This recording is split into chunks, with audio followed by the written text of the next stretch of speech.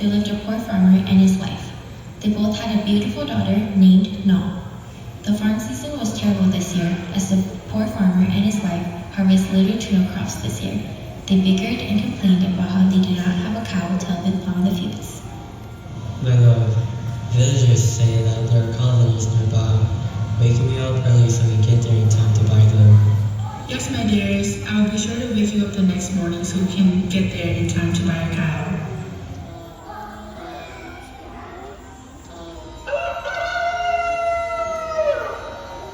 From the long hours of farming, Mother, who was sore from the day before, accidentally oversleeps. They both wake up late, and by the time they arrive to the market, there are no more cows.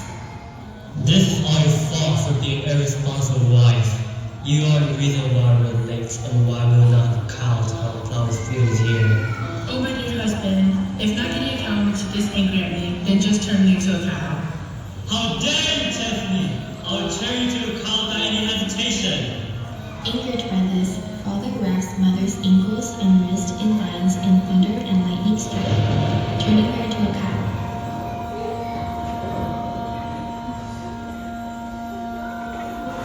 He goes home with the mother, who is now a cow, and tells No that her mother ran away because he used all his savings to buy a cow. No, I was able to buy us a cow to help us plow the fields. But it was so expensive that your mother got angry with me and ran away, leaving our family forever. Mother, how could you be so cruel to leave me and falling behind like this? Several months pass, and the farm is now thriving with the help of the cow. Father and No are seen farming and harvesting lots of crops. Through such tough work, Father decides he needs some help on the farm. One day, Father brings home a new wife who has a daughter. No, this is your new mother. From today on, you will call her mother and you will call her daughter your sister. Hello, No. It's a pleasure to meet you, and I'm excited to meet your new mother. My name is Dave. I'm excited to be your new sister. We're going to be best friends. No agrees to the terms, but he is deeply saddened. One day, stepmother sees father speaking to the cow, and he refers to her as his previous wife. After discovering this, she begins to hate the cow.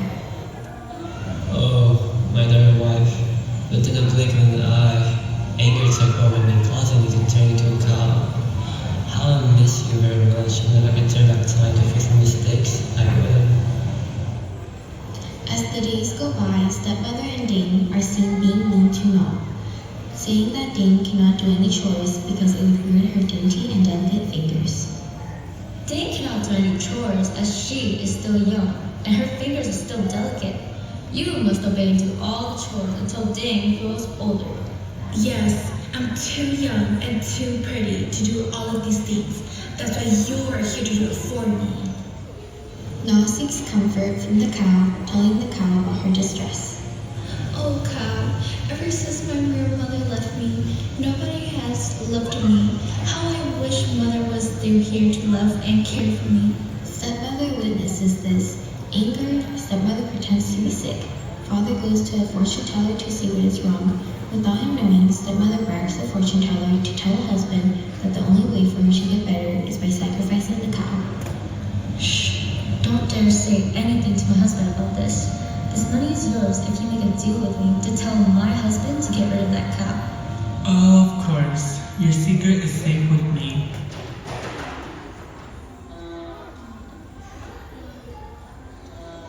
From what I see here, the cause of your wife's sickness is due to the cow that you have. You must slaughter the cow and sacrifice it, as this is the only way to heal your wife's sickness. They return home, and father goes out to the fields to greet the cow. Oh, my dearest wife, ever since you turned to a cow, you have not even turned an eye to remember who I was. Today, the fortune teller told me that you were the cause of my new wife's sickness. I don't ever wish this upon you, but because of this, I have to let you go today. And father silently slaughters the cow with tears running down his face. Several days pass by, and father continues to mourn the loss of the cow who was his previous wife. Due to his depression, he silently passes away from his sorrow. Na is left alone without a mother or a father. Oh, Father, Mother has already left me. Why did you have to do the same? Who do I have now? Who will support me and who will I have to call Father? As the days go by, stepmother and Dane get more comfortable with treating Na like a servant. They do mean things to her, like forcing her to sleep at the garden all alone and having her do every single chore. More days go by, and Na does not have any fresh clothes to wear, but stepmother and Dane continue to use the family money to buy whatever they want. You have nothing, no parents, and no clothes. You're nothing but a Jonah. Yes, my daughter, you are right. Jonah is such a suitable name for her, as she has nothing, not even parents. Several months pass by, and the Hmong New Year comes around, a time where everyone comes together to celebrate the new year with a fresh beginning. This is also a popular time for everyone to find the true love.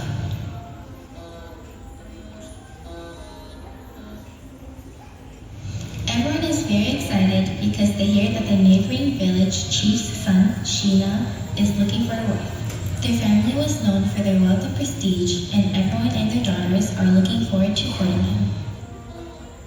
Have you heard the news? Sheena is moving to marry this year. Oh, really? Whoever has to be her daughter must be very lucky. Unfortunately, I don't go with the sons, but I would be sure that the losses to know who has 3 very beautiful daughters. Oh, are you guys talking about Shawn, the chief's one and only son? Yes, I've been informed that he's a very talented and good player as well. Hearing this, the stepmother forbade Na from going to the New Year. No, don't you dare think about tending the New Year. Someone like you stepping a single foot outside to tend the New Year will scare off the cows and pigs and make the chickens go crazy. Yeah, and if you go, all the handsome boys will only run away from you. Even though Na was poor and raggedy and was covered with soot from head to toe, stepmother could not deny that Na was beautiful. With the envy from her heart, she ridiculed her, saying, Who would want to marry an orphan? Jonah. Jonah is heartbroken because she can't go to the Hmong New Year. She cries and prays to her mom, wishing for there to be a way that she get to attend. Oh, Mother, ever since you and Father left me, I'm always dressed in ragged clothes. Let your daughters in village who have both parents are able to provide and sew more clothes for them to wear to the New Year. A Jonah like me wears the same clothes all year round. Then suddenly she hears thunder and a flash of lightning shoots down upon her. Through the horrific weather, Jonah is swept into a storm.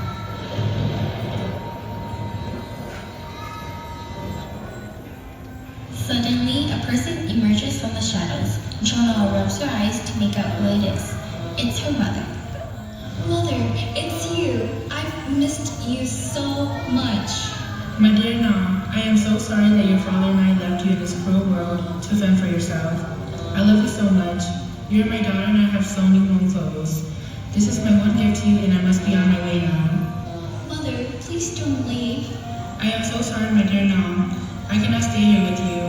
I am only visiting you here now. Please go and enjoy the Hmong New Year. I have put a spot on the clothing so that your stepmother and they do not recognize you. Thank you, Mother. I will remember this gift from you for the rest of my life. Of course, my dear. I love you so much and please take care of your health and live a prosperous life. Mother disappears into thin air as Jonah silently lets out her final farewell. Jonah observes the beautiful dress and joy that sits on her skin, and she is amazed at how beautiful she was. She then makes her way to the Hmong New Year.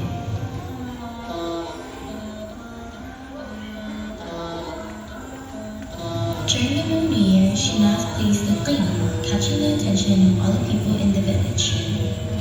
Jonah arrives to join the circle to admire Sheena's talent. Sheena sees Jonah in the crowd and is mesmerized by her beauty.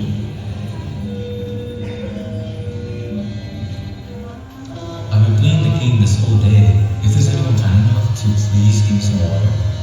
Sheena, I have water right here for you.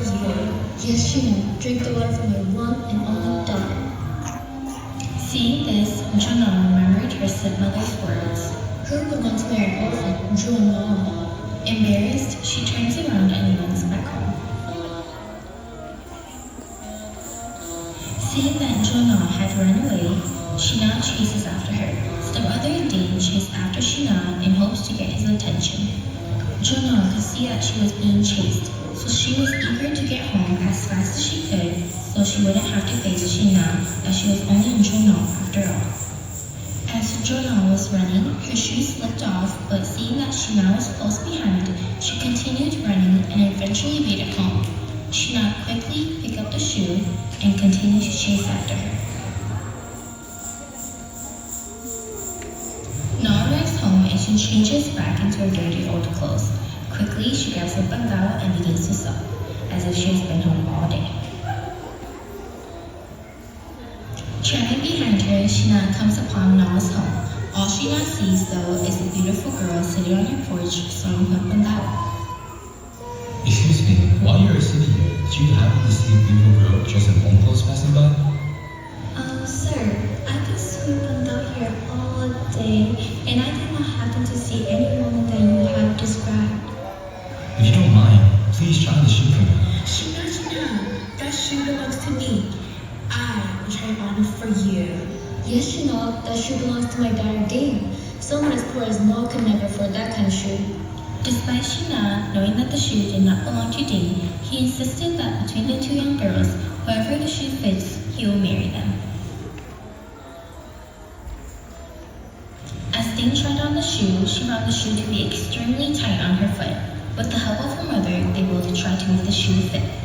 Dane, squeeze your toes! I'm trying, Mother. I'm trying. Shina witnesses that the shoe was too small on Dane, so he once again insisted that Na must try on the shoe. How about we have Na try the shoe on? There's no point. Why would you ever even consider putting such a beautiful shoe on such a despicable creature? Right. She would dirty up that beautiful shoe. Unable to refuse, Na slips the shoe on, and it was a perfect fit. Stepmother and Dane are in complete shock and denial. And as I said before, I will take the woman who fits this shoe as my beloved wife. Na, would you do me the honor of becoming my wife? Of course, Shina. That will bring me the greatest joy. You cannot marry Jonah. She is just an orphan who doesn't have anyone, and she's a slave in my house. Marry my daughter Dane instead, who has my support as a mother. How dare you treat anyone like this? Joanna may have no one in this household, but now she has me. I will marry her and protect her with my life. I will love her and shower her with all the things that you never gave her.